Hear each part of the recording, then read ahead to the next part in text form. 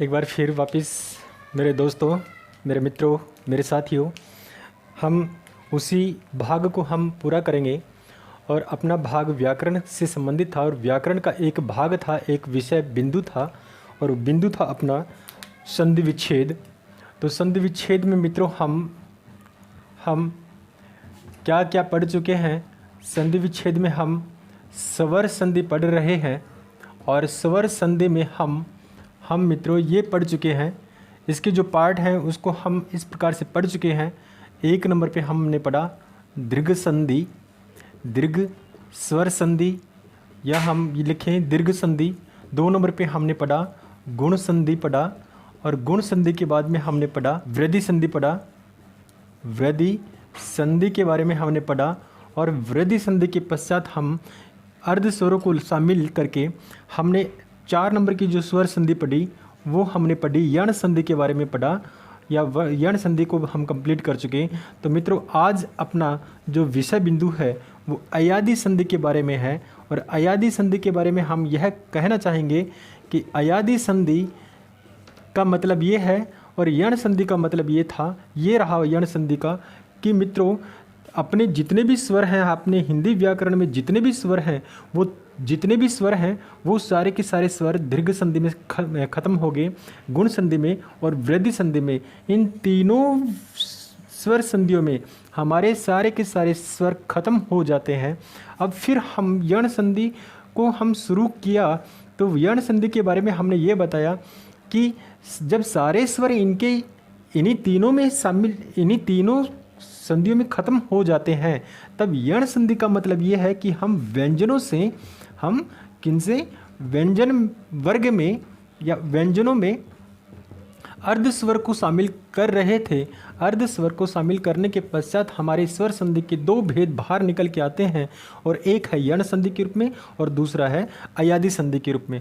तो मित्रों हम जितने भी स्वर थे उन स्वरों को हमने किस प्रकार से बनाया था वो बिंदु बहुत ही महत्वपूर्ण रखता है। और हमने यह भी बताया कि हम उस स्वर के निर्माण की प्रक्रिया को अच्छी तरह से समझ जाएंगे तो समझ लेना कि आपकी स्वर संधि बिल्कुल कंप्लीट हो जाएगी। तो मित्रों उसी प्रकार से हम आज एक बार फिर वापस उस बिंदु को लेके आ रहे हैं, उसी चर्चा को लेके आ रहे हैं। उस चर्चा में हमने ये बताया, या स्वर निर्माण की प्रक्रिया में हमने ये बताया कि जब हम स्वरों के उलटफेर करने से या स्वरों को एक दूसरे का संयोग करने से एक भिन्न प्रकार का स्वर का निर्माण हम करते हैं। तो भिन्न प्रकार का स्वर हम जैसे ए और ई में संयोग, ए और ई का संयोग किया, तब हमारे सामने ये आया था क्यों ना हम इसी ए में ए का संयोग करें। तो क्यों ना हम इस ए में ओ का संयोग करें, क्योंकि हमने स्वर तो बना लिए, अब सारे जितने भी स्वर हैं उनका निर्माण तो हमने कर लिया। लेकिन हम बड़े वाले स्वर हैं जो वृद्धि स्वर हैं, ये जो वृद्धि स्वर हैं या गुण स्वर हैं, उनको पहले ही उच्चारण करें और उसके बाद में हम ए का उच्चारण करें या फिर अन्य स्वर का उच्चारण करें, तो भी हम अलग प्रकार की भिन्न ध्वनि का निर्माण कर लेते हैं। जैसे हमने ए का उच्चारण पहले किया और ए का उच्चारण हम बाद में कर रहे हैं, तो स्वाभाविक है कि हमारे मुख से यही आवाज़ बाहर निकलेगी, यह आवाज़ बाहर निकलेगी। तो इसका मतलब ये है, इसका मतलब क्या हुआ मित्रों, वो देखिए, इसका मतलब ये है इस ए का निर्माण हमने कैसे किया। इस ए का निर्माण हमने ए प्लस ई के संयोग से किया। अब देखिए हमारे सामने दूसरा ए और है, ये रहा ए। तो मित्रों ये तो रहा अपना ए पहला, और जब हम इसका और इसका योग करेंगे, इसका और इसका योग कर रहे हैं, तो योग करते समय हमने यण संधि में इसका और इसका योग करने के बाद या ई और ए का योग करने के बाद हमने यह स्वर का निर्माण किया था। किसका निर्माण किया था मित्रों, हमने यह स्वर का निर्माण किया था। तो क्यों ना हम इसी प्रकार से और भी स्वर एक दूसरे से जोड़ें। अगर हम स्वरों को एक दूसरे से जोड़ने का प्रयास करेंगे या जोड़ते हैं, तब हमारे सामने इस प्रकार की ध्वनि प्रकट होती है। जैसे ये ए और ए का हम उच्चारण करेंगे तो ए का मतलब ये है, ए का इसका मतलब तो हमने मित्रों ये मान लिया। तो ए की ध्वनि तो हमारे मुख से पहले बाहर निकली है और फिर बाकी बची है ई की जो ध्वनि बाहर निकली है वो किस रूप में, ए के बाद में ई की ध्वनि निकली है और ई के साथ हमने ए का योग किया है, तब जाकर कि यह बना है। तो मित्रों इस प्रकार से हम स्वरों को आपस में जोड़ते हैं, तब हमारे सामने 4 भिन्न प्रकार की ध्वनि प्रकट होती हैं। कौन कौन सी? एक तो ये अय, और एक होती है आय, एक होती है औ, और एक होती है आओ। तो मित्रों इस प्रकार की जो ध्वनि बाहर निकलती है, इस प्रकार की ध्वनि बाहर निकलती है, तब हमारे मुख से इस प्रकार के स्वर प्रकट होते हैं। ये तो रहा ए, और ये रहा आई, ये रहा ओ, और ये रहा आओ। तो मित्रों इन स्वरों का हम उच्चारण करेंगे, और इन स्वरों के बाद में अगर कोई अन्य स्वर आ रहा हो, तब हम उनके टुकड़े इसी प्रकार से करेंगे, या हमारे शब्द में, या हमारे सामने जिस प्रकार का भी शब्द है उस शब्द में इस प्रकार की ध्वनि हमें सुनने के लिए दिखाई देगी। तो मित्रों वो कैसे दिखाई देगी, और यही एग्जाम्पल या इसी प्रकार की जो ध्वनि है या इसी प्रकार का जो उच्चारण हम शब्दों में ढूंढते हैं जिसमें मात्राएं नहीं होती और कुछ एक शब्द में मात्राएं होती हैं, और उन शब्दों में हमें इसी प्रकार की ध्वनि सुनने के लिए मिलती है या देखने के लिए मिलती है, और बहुत ही बारीकी से अगर हम उसके ऊपर ध्यान देते हैं तब हमें वो जाकर के ध्वनि दिखाई देती है। जैसे मैं ये कहूँ ए यादी का मतलब ए के योग से बनने वाली अन्य जो संधियां हैं, अन्य जो शब्द हैं, उनके हम टुकड़े करते हैं, तब इस प्रकार का ए या आओ शब्द का उच्चारण हमें दिखाई देता है। तो मित्रों मैंने आपको ये बताया था, किसी शब्द में अगर कोई मात्रा हमें दिखाई दे रही है तो उसके हमें टुकड़े करने हैं। लेकिन मित्रों लेकिन एक जानने वाली बात यह है कि जिस शब्द में मात्राएं नहीं हो तब हम क्या करेंगे? अगर मात्राएं नहीं हैं और मात्राओं में यह और वह का उच्चारण हो रहा है तो भी उसके टुकड़े संभव हो सकते हैं, उसके टुकड़े हो सकते हैं और होते हैं। वो कैसे होते हैं वो देखिएगा। हमने इस प्रकार की जो टुकड़े हैं वो अयादी संधि में ही शामिल किए हैं। और अयादी संधि में क्यों किए हैं? क्योंकि मित्रों हम कुछ एक शब्द ऐसे देखते हैं जैसे न, य, न। तो मित्रों हमने ये कहा कि कोई शब्द ऐसा भी हो सकता है जिसमें मात्राएं नहीं होती, उसमें केवल उच्चारण करने पर हमें वो दिखाई देता है। वो क्या दिखाई देता है? देखिए, हम इस शब्द के टुकड़े करते हैं या इस शब्द के हम वर्णों में विभाजन करते हैं। ये न है, ये न तो मित्रों इस प्रकार से बना है, ये ए। बाकी ये यह है, यह कैसे बना है? यह जोड़ ए से बना है। ये न कैसे बना है? न जोड़ ए से बना है। इस प्रकार से इसका वर्ण विच्छेद हो गया। अब देखिए मित्रों, हमने न के बाद में ए का उच्चारण किया, ए स्वर है। हमने य का उच्चारण किया, ए क्या है? अर्ध स्वर है। यह क्या है? ये अर्ध स्वर है। इसका निर्माण हमने कैसे किया? इसका निर्माण मित्रों हमने ई उच्चारण की दृष्टि से हमने इस प्रकार से किया है। तो मित्रों अब देखिए, हमने न का तो उच्चारण कर लिया। अब देखिए हमारे सामने ये ए स्वर बाहर निकल के आ रहा है, और इनके योग से हमने यह का निर्माण कर लिया है। एक स्वर ये रहा और एक स्वर ये रहा। 3 भिन्न प्रकार के स्वर आ गए हमारे सामने आए। अब न इस व्यंजन में तो ये तो शामिल हो गया, और बाकी ये बच गया ध्वनि य के रूप में। अब ए और य का उच्चारण करेंगे आप। इसको तोड़ दो, इसको बाहर निकाल लो, इसको बाहर निकालेंगे, ये क्या बन गया? ए बन गया। और ए का हम उच्चारण किस प्रकार से करते हैं? ए का उच्चारण हम, या इस ए का ये जो उच्चारण हो रहा है इसको हम मात्रा के रूप में ऐसे लिखते हैं। तो कहने का मतलब हम इस मात्रा का प्रयोग इस प्रकार से करते हैं, या इस स्वर की मात्रा जो है, इस स्वर की मात्रा इस रूप में प्रकट होती है। तो मित्रों क्यों न हम ऐसे बहुत सारे शब्दों का चयन करें जिसमें मात्राएं तो नहीं हैं, लेकिन उसकी जगह हमें क्या दिखाई दे रहा है? उसकी जगह हमें उच्चारण दिखाई दे रहा है। और उच्चारण किनका संयोग? उच्चारण कौन सा उच्चारण हमें दिखाई दे रहा है? उच्चारण हमें दिखाई दे रहा है स्वर के योग का उच्चारण हमें दिखाई दे रहा है। और वो स्वर कौन कौन से हैं? वो स्वर भी हैं और व्यंजन भी हैं। और वो स्वर और व्यंजन कौन से हैं? जो अर्ध स्वर के रूप में हैं। या तो वो यह हो सकता है या फिर वह हो सकता है। इनके संयोग से जो मात्राएं बनेंगी वो मात्राएं इस रूप में होंगी, ए, आई, ओ और औ के रूप में होंगी। तो मित्रों इस प्रकार की जो ध्वनि हमें दिखाई देती है, और ध्वनि दिखाई देने के बाद हम उस संधि का नाम देते हैं, और उस संधि का नाम हमारे सामने प्रकट होता है अयादि संधि। क्या है? अयादि संधि। जो स्वर संधि का ये पांचवा भेद है। किसका? स्वर संधि का ये पांचवा भेद है। तो स्वर संधि का पांचवा भेद हमारे सामने व्याकरण यह कहता है कि यदि किसी शब्द में ये ए, आई, ओ और औ, ये जो मात्राएं हैं, इन मात्राओं के बाद में कोई अन्य स्वर आ जाए। किनके बाद में? इन चारों के बाद में कोई अन्य स्वर आ जाता है। अन्य स्वर कौन सा? ये नहीं होना चाहिए, बाकी कोई भी स्वर हो, अन्य स्वर आ जाता है तो ये ए तो बदल जाता है किस में? ये बदल जाता है आय में, और ये आई जो है वो बदल जाता है आय में।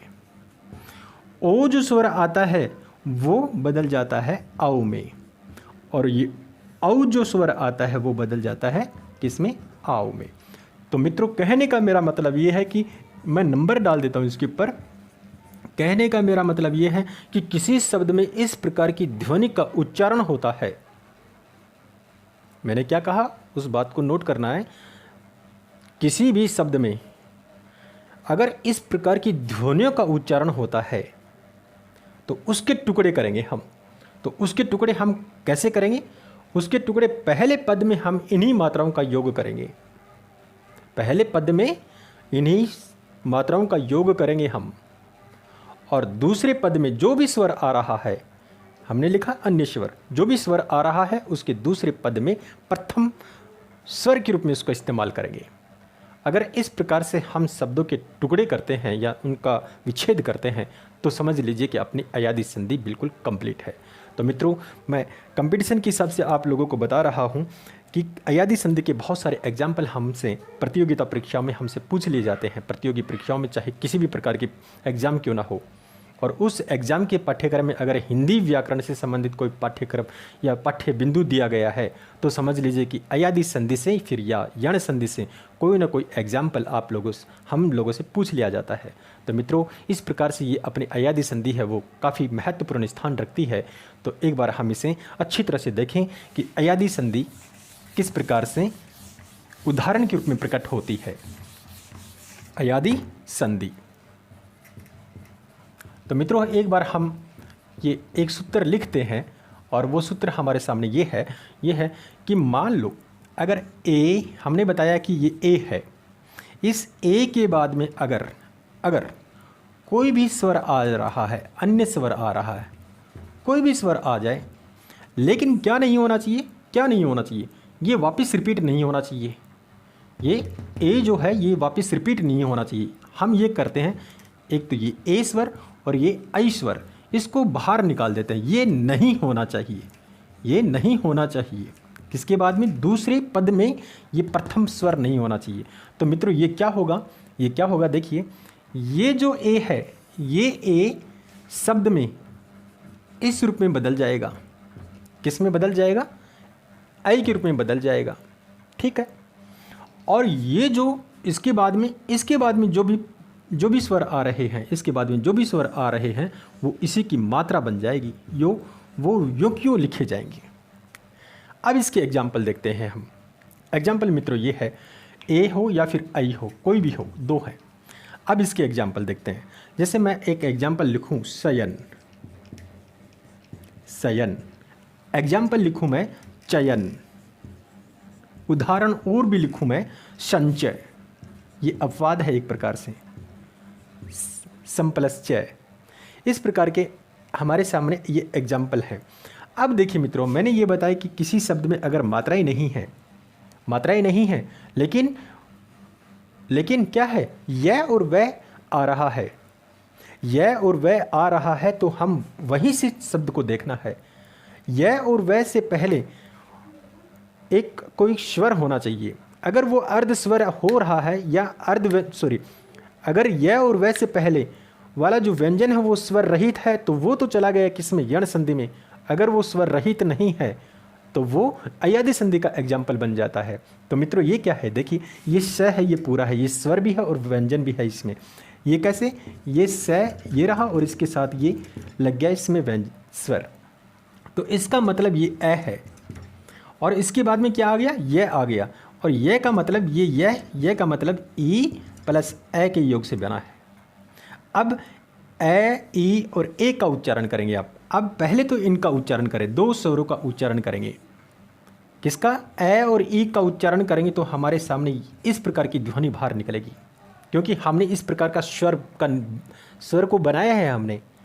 हमने इस प्रकार का स्वर बनाया है। कहाँ बनाया है, वो गुण संधि में बनाया है। तो गुण संधि का एग्जाम्पल हमारे यहाँ लागू होता है। तो ए और ई का योग किया तब हमने ये स्वर बनाया। अब ये स्वर कहाँ लगेगा, ये स्वर इस से के ऊपर लगेगा। तो हलंत तो हमने हटा दिया और ये स्वर की जो मात्रा है यहाँ ये लग गई। ठीक, बाकी बचा क्या, ये ए बच गया। ए को हमने यहाँ लिख दिया और बाद में ये जो व्यंजन आ रहा है इसको हमने योग क्यों लिख दिया। तो इसकी संधि विच्छेद क्या होगी, चयन की, से प्लस अन हो गया। तो इसी प्रकार से हम चयन को देखें, हम चयन को लें। चयन में देखिए मित्रों क्या है, चयन में मित्रों एक तो ये चय है, ये चय, इसमें हमने ए निकाल दिया, बाकी हमने ये लिख दिया। इनका योग किया, क्या बना, ए बन गया। बाकी ये क्या बचा, ये न बच गया। तो मित्रों हमने ये कहा कि पहले वाले पद में ये मात्रा लगानी है। पहला वाला पद कौन सा है, ये रहा पहला वाला पद और ये दूसरा पद रहा। तो हमने इस चय में मात्रा लगाएंगे, हम इस चय में मात्रा लगाएंगे, किसकी, ये मात्रा लगाएंगे। ये मात्रा लगाने के बाद ये हलंत हट गया, प्लस बचा क्या, ये ए है, इसमें ए और जोड़ दिया हमने। क्यों, ये पूरा है तो ये में ई को तो हमने बाहर निकाल दिया, बाकी बचा ये ए तो ये रहा और न इसमें जुड़ गया। तो इसकी संधि विच्छेद होगी चे प्लस अन। ऐसे ही संचय, इसकी है संचय प्लस ए। तो मित्रों ये एक प्रकार से अपने संधि का उदाहरण है। किसका, ये अयादी संधि का उदाहरण है। जैसे ये मात्रा लग गई और ये बाद में ए आ गया। इसी प्रकार से इसके और भी एग्जाम्पल हमारे सामने हैं। वो एग्जाम्पल देखिए, एग्जाम्पल है जैसे नायक, दायक, विधायक, नायक, दायक, विधायक, एक और ले लेते हैं विनायक, तो इस प्रकार से हमारे सामने चारों एग्जाम्पल हैं। अब देखिए मित्रों, हमने क्या कहा, ध्वनि या तो ऐ के रूप में आ सकती है या फिर आई के रूप में आ सकती है। अगर इस प्रकार की ध्वनि आ रही है तो मित्रों हम कौन सी मात्राओं का प्रयोग करेंगे। अगर ऐ की ध्वनि प्रकट हो रही है तो हम इस स्वर का इस्तेमाल करेंगे, इस मात्रा का इस्तेमाल करेंगे, और इसकी मात्रा ये रही। अगर ये ध्वनि आ रही है तो हम इस स्वर का इस्तेमाल करेंगे और इस स्वर की मात्रा हमारे सामने पहले पद में ये रही। अगर ये आ रहा है, ये तो हम बाद में पढ़ेंगे, पहले हम इसको कंप्लीट करें। अब देखिए मित्रों, ये क्या है, ये आ है, आ से पहले क्या है, ये न है, ये स्वर रहित है। इसके बाद में क्या है, ये यह है। यह कैसे बना है, यह ई प्लस ई जोड़ ए के योग से बना है। हो गया। अब देखिए, हमने आय के रूप में जो आवाज़ बाहर निकाली है, ध्वनि निकाली है, तो हमने ये कहा कि जहाँ ऐ और आय हो तो उसकी मात्रा का प्रयोग पहले वाले पद में होगा। आय आ रही है, आय की ध्वनि आ रही है तो हम कौन से स्वर का इस्तेमाल करेंगे, इसका इस्तेमाल करेंगे। और इसकी मात्रा क्या है, इसकी मात्रा ये है, वृद्धि मात्रा है। तो हम इस न में तो हमने ये मात्रा लगा दी, ने जोड़ो, हो गया। अब बचा क्या, हमारे सामने बचा है ये ए, हमने ए लिख दिया, ये लिख दिया, और बाकी लास्ट में क्या निकलता है, ये क, इसकी संधि विच्छेद ये हो गई। ऐसे ही दायक, ये दा, ये रहा आ, ये आ है। अब इसमें ध्वनि क्या निकली है, ये ध्वनि निकली है आ ये, क्या निकली है, आए। अब देखिए जहाँ भी आय की ध्वनि आएगी वहाँ हमें इसी मात्रा का प्रयोग करना है। तो इस दे में हम ये मात्रा लगा दी, दे प्लस बचा क्या, यह को हमने बाहर निकाल लिया, ये बच गया अक। तो इसकी संधि विच्छेद ये हो गई। ऐसे ही विधायक वि धे, धे कैसे, क्योंकि ये आय है, ये क्या है आ, ये आय आ रहा है तो हमने ये मात्रा लगा दी, विधे प्लस अक। ऐसे ही विनायक विनय, विनय प्लस अक। इस प्रकार से अयादी संधि में ये दो मात्रा कंप्लीट होती हैं। अगर ऐ की ध्वनि हमारे सामने आती है तो हम प्रयोग करते हैं इस मात्रा का, और आय का प्रयोग होता है या आय की ध्वनि प्रकट होती है तो हम मात्रा ये लगाते हैं। अब बचती है हमारे सामने दूसरा एग्जाम्पल, अयादी संधि का दूसरा एग्जाम्पल हमारे सामने ये है, आओ और आओ। जहाँ भी शब्द में अगर मात्राएं नहीं हैं, और मात्रा हो भी सकती है और नहीं भी हो सकती है, तो हमें किसका प्रयोग करना पड़ेगा वो देखिएगा। मान लो हमारे सामने शब्द आ गया, ये पवन आ गया, पवन, ये दहन नहीं, पवन आ गया, ये भवन आ गया, भवन, ये हवन आ गया। अब देखिए इसके एग्जाम्पल देखें हम। देखिए मित्रों, हमने कहा कि ये पै है, ये पै इस प्रकार से बना है, ठीक। बाकी इसके बाद में क्या है, ये वह है, ये क्या है वह। इसमें से हमने स्वर को निकाले लिया, ये नीचे वह के नीचे हलंत लग गया, और ये नए हमने ऐसे लिख दिया। अब देखिए हमने पै को तो यूं लिख दिया। अब औ की जो मात्रा, औ की जो ध्वनि आ रही है, औ का हम प्रयोग कैसे करते हैं, औ हम ऐसे लिखते हैं। अगर हम इन दोनों का उच्चारण एक साथ करेंगे तो हमारे सामने इसी मात्रा का रूप बाहर निकल के आता है। तो इस व्यंजन में हमने इस स्वर का प्रयोग कर लिया, ये क्या बन गया, पो बन गया। बाकी शेष क्या बचा, ये बचा अन। तो इसकी संधि विच्छेद पो प्लस अन, अयादी संधि।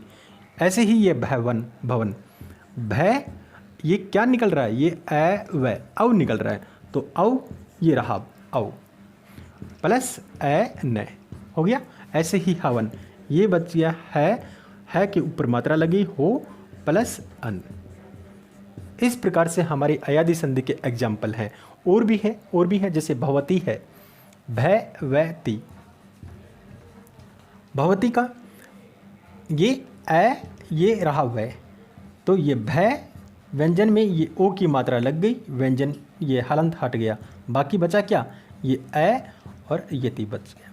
इस प्रकार से एग्जाम्पल हमारे सामने हैं। और भी है, जैसे पावक, शावक, आओ की ध्वनि निकलेगी। अब ध्वनि किसकी निकलेगी, आओ, पावक, ये आ व। तो मित्रों, आओ की ध्वनि बाहर निकलेगी तो हमें कौन सी इस मात्रा का प्रयोग करना है, हमें मात्रा ये लगानी है। तो अब देखिए इसकी संधि विच्छेद करेंगे।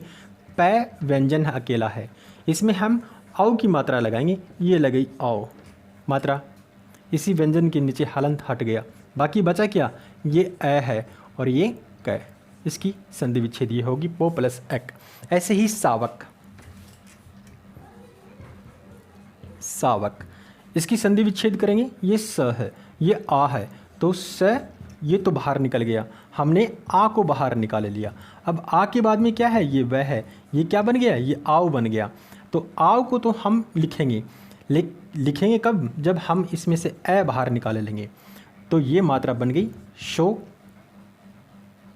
प्लस बच, ये वह में से हमने ए निकाला, ए यहाँ लिखा दूसरे पद का प्रथम स्वर, बाकी ये क ये लिख दिया। इसका एग्जाम्पल। ऐसे ही भावना, ऐसे ही दूसरा एग्जाम्पल है भावना, भावना।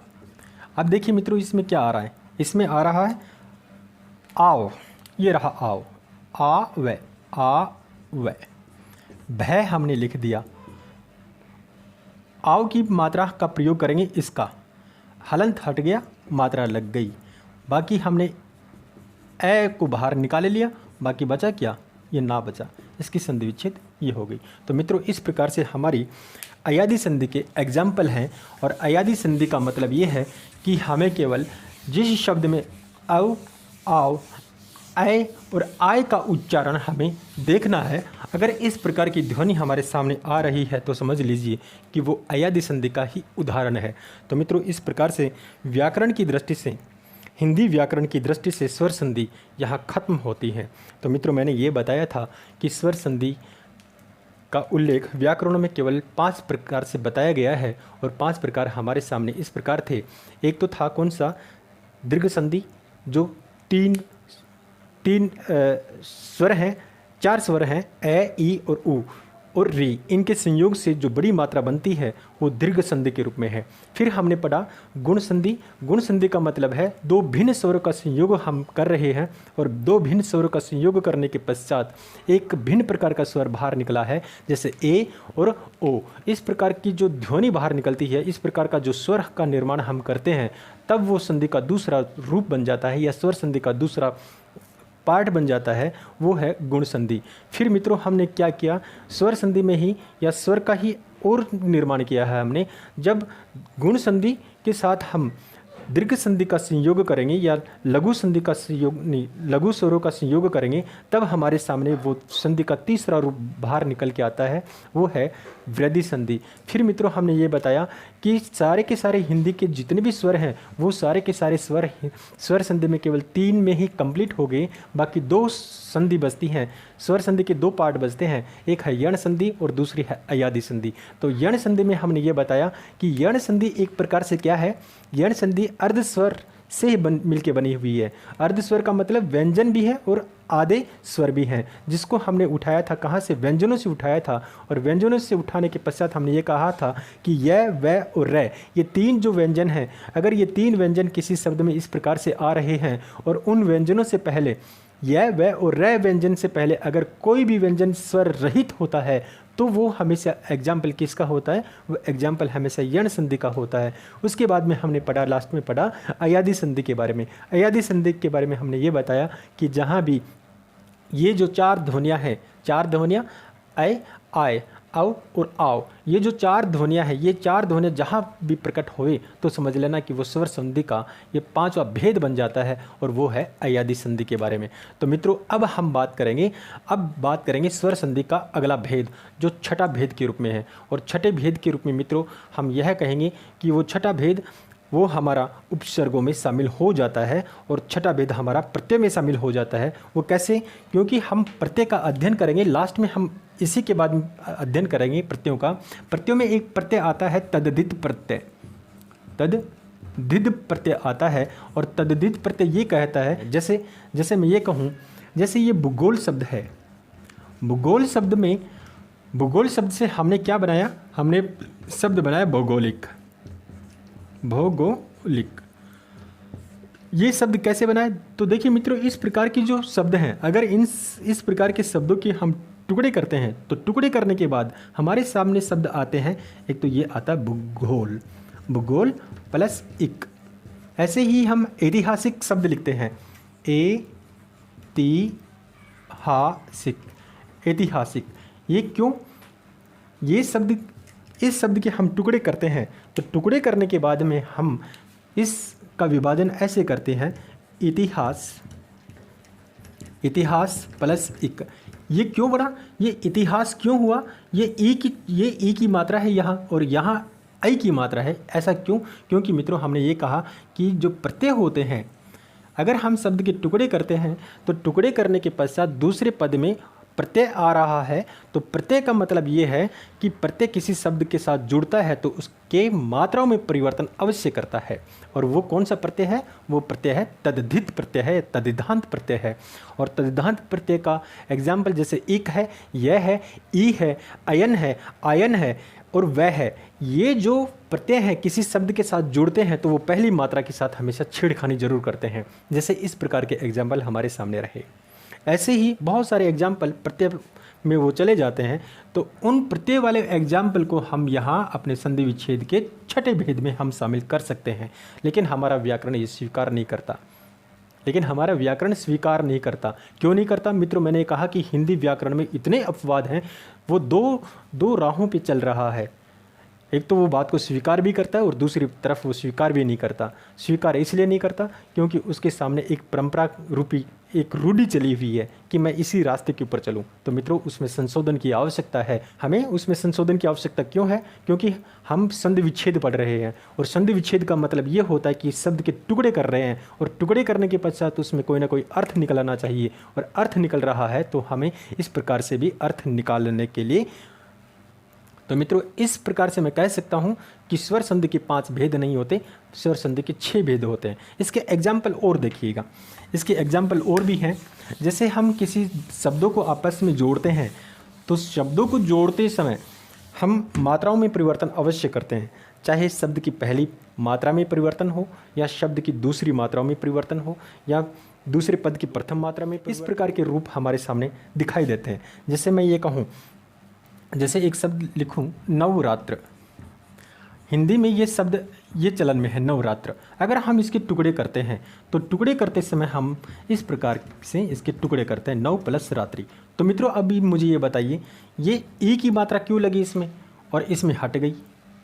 बस इसी प्रकार के जो नियम है वो स्वर संधि के 6ठे भेद में शामिल हो जाते हैं।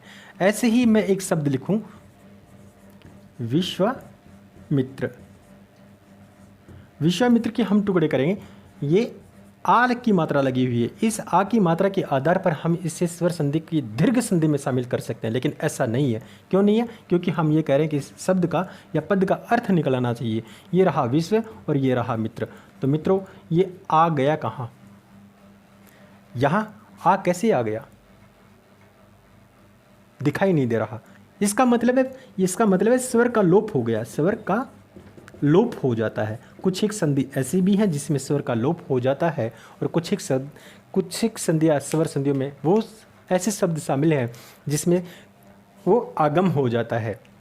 जैसे एक शब्द और लिखूं, मैं कुलटा लिखूं, कुलटा, ये हिंदी का शब्द है, और ये इस प्रकार के जो शब्द हैं वो हिंदी की जो शुद्ध हिंदी की जो संधि विच्छेद है उसमें शामिल हो जाती हैं। अगर हम इसके टुकड़े करते हैं तो टुकड़े करते समय हमें अर्थ निकालना चाहिए। इस प्रकार से ही हम शब्द के टुकड़े करते हैं। तो इस शब्द के टुकड़े हम इस प्रकार से करें, ये हो गया कुल + अटा। हालांकि इसके नीचे हलंत लगना चाहिए था, बिल्कुल ऐसा नहीं। क्यों नहीं है? क्योंकि शब्द का अर्थ निकल आना चाहिए। ये रहा कुल, ये रहा अटा। तो मित्रों या तो इस ए को गायब कर दो या फिर ए को गायब कर दो। अगर हम 2 ए का संयोग करेंगे तब हमारे सामने ये स्वर बनता है। तो इसका मतलब ये होना चाहिए कुलाटा होना चाहिए था, लेकिन कुलाटा का कोई अर्थ नहीं निकलता। तो कुलाटा की जगह हम कुलटा का इस्तेमाल करते हैं, और कुलटा शब्द की संधि विच्छेद हम इस प्रकार से करते हैं, कुल + अटा। तो मित्रों अब आप बताइए कि हम इस ए को गायब करें या फिर इस ए को गायब करें, हमें एक ए को बाहर निकालना ही होगा। तो इस प्रकार से संधि विच्छेद में स्वर संधि में 6 भेद बन जाते हैं।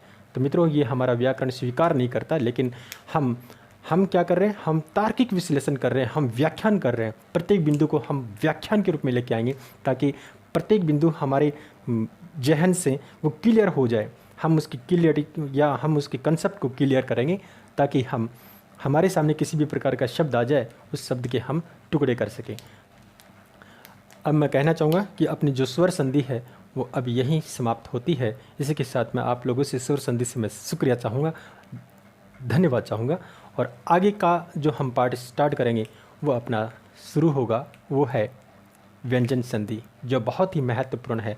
कंपटीशन एग्जाम में इसी से संबंधित हमसे अधिकांश क्वेश्चन पूछे जाते हैं। तो मित्रों आप इसी से जुड़े रहिएगा। तब तक के लिए शुक्रिया।